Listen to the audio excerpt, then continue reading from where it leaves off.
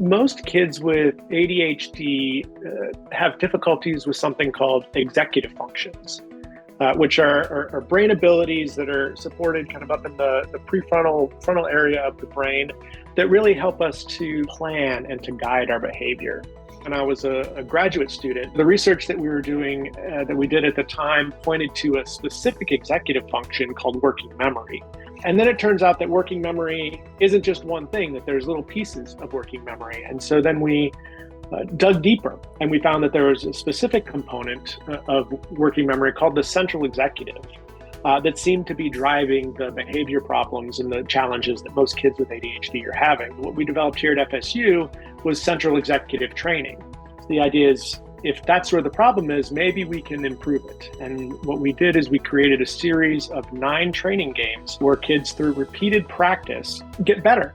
And what we've seen in multiple clinical trials now is that as those things improve, their ADHD symptoms reduce. A good analogy is physical exercise. And so our games are very similar in that they're computer adaptive. So as kiddos are building up their working memory muscle per se, they are then increasing those working memory abilities, and then they progress to higher levels in the game. So currently the two kind of gold standard treatments for ADHD are medication and behavior parent training.